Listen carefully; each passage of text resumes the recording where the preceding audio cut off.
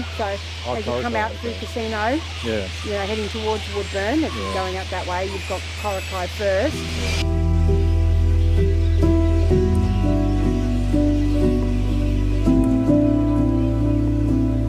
Heading to Woodburn, there's a helicopter there carrying some kind of relief supplies.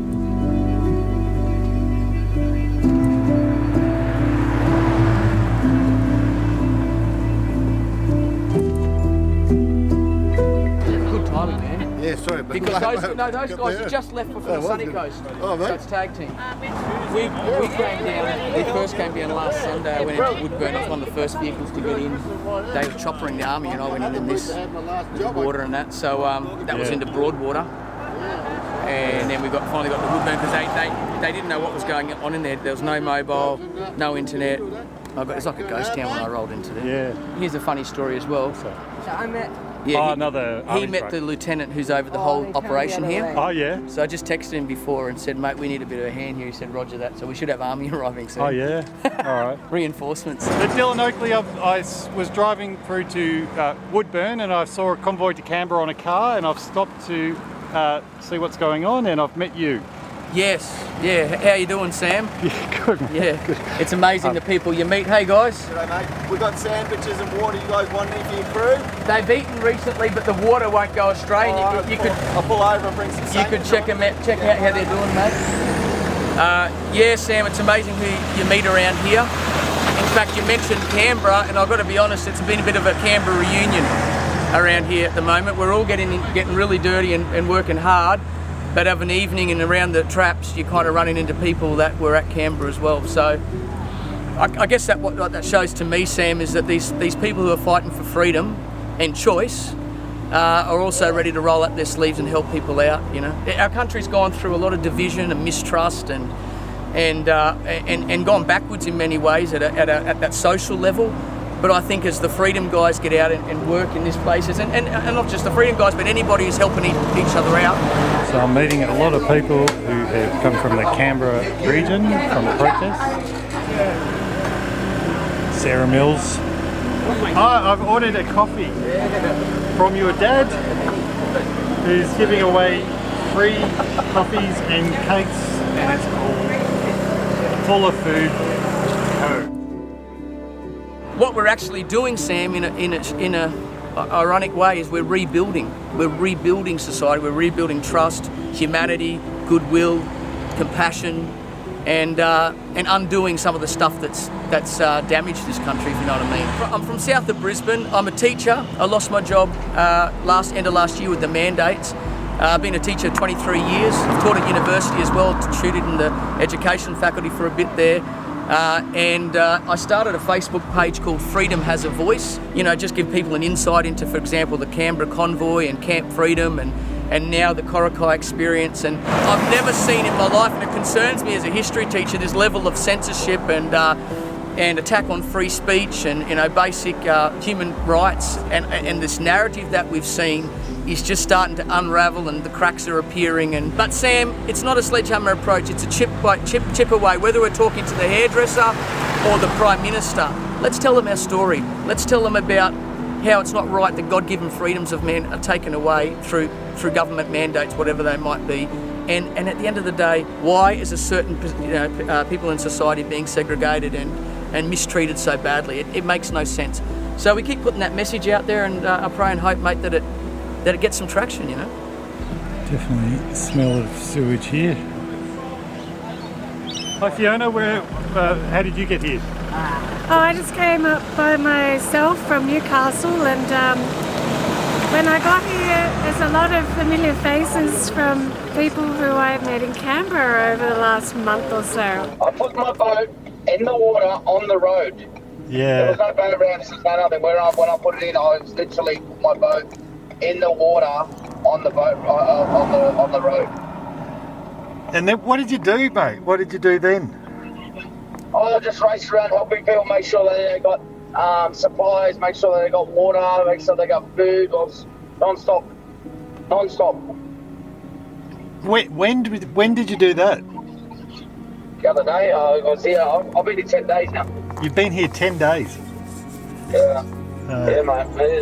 It'll be. I got up here after the rescues, but then it was still. I bet it was in the water for like days straight, pretty much. Yeah. I went and brought a tinny, and I literally took off. I loaded the tinny up. I put 2 pallets of water, all these supplies, and we took off. Well, I got running late to get stuff like that. Let me just answer this call, Sam, please. Yeah. All right, bye. Bye. There was no help here in the community for the last 5 days, only that our whole community's banded together and helped each other. We'd be turning around, we'd be stuck and bloody everyone would be in limbo. But now I've turned around and managed to get some shoes and socks on, because 5 days I was running around in human feces, cleaning up carpets, pulling them out of people's houses in the same clothes. Now I've managed to have a shower and I've got infected feet. And he still smells. And we turned around and finally got a bit of relief. If it plays a God, more people will come, because there's a lot more work here need to be done. And thank all these Thank guys you. here. And that thank have all been these helping. people here for helping me today.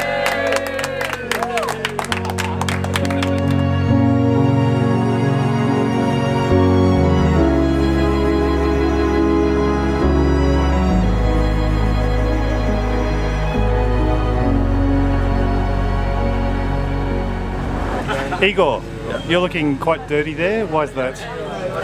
Yeah, been a long day, maybe long weeks. Yeah, helping these people out.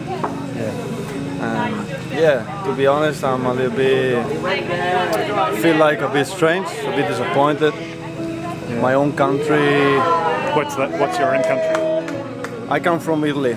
So in between all the stuff that is happening in Italy, when these things happens, the army is there straight away for us. And I have the feeling that here came a bit too late. The army came a bit too late. They came, but maybe a week or 10 days later. Too late. Yeah, I have the feeling. Abandoned me. I'm no one to say this, but yeah, we needed help much earlier than now.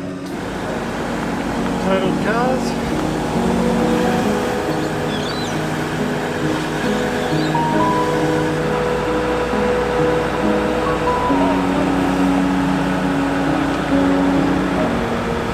You're having a well-earned beer. I am. What have you been doing all day? We were helping at an elderly couple's house, and they were really devastated by the lady was just like, we've lost everything, and the only thing that they wanted us to preserve was these gnomes. Like, they really need help in Coraki. It's pretty devastated. Like, Lismore was pretty bad. We were down there the other day, and there's a lot of help there, but here there's still help, but they've got a lot to do. They're only in the first stages of cleaning, and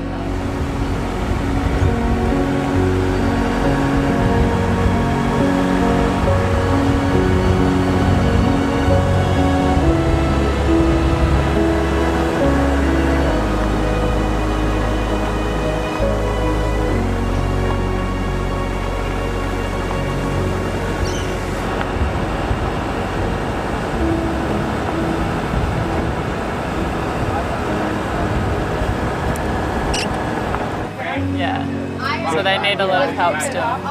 There's still kind of people like just in their home by themselves like that.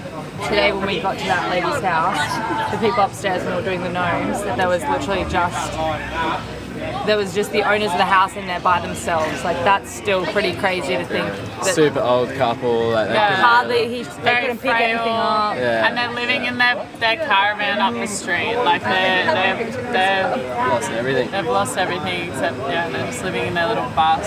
So old, and they didn't have any other help until, like, it was, that we all came, like, just walking along the street just asking. They've got obviously not enough family members or friends, but everyone's just so busy that, like, they're not being able to have the help, and they would have done that all by themselves today. But you've been paddling out to your house?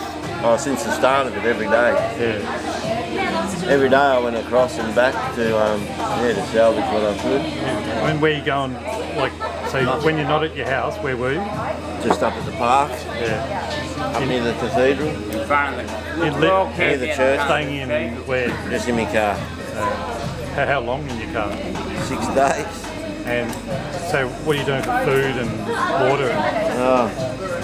going over to the church, to the school for the first few days. And, yeah, all we were getting was half a slice of bread for breakfast, a little scoop of scrambled eggs, and what were we getting for lunch?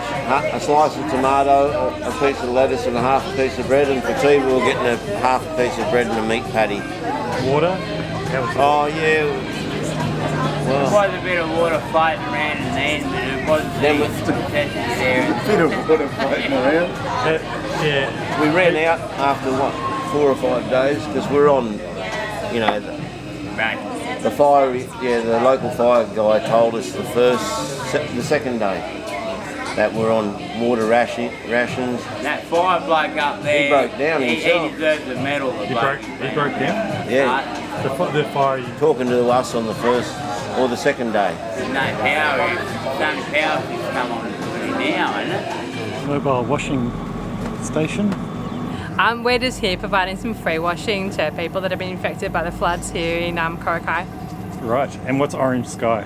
Orange Sky, we're a charity based in Brisbane, but we operate all across Australia providing free washing and showers for people doing it tough. So we're out there every week, all across Australia, about 25, 26 locations. And yeah, we're lucky enough to be here with some of our really cool remote vehicles that have 3 washers and 3 dryers in them, just pumping through as much washing as we possibly can.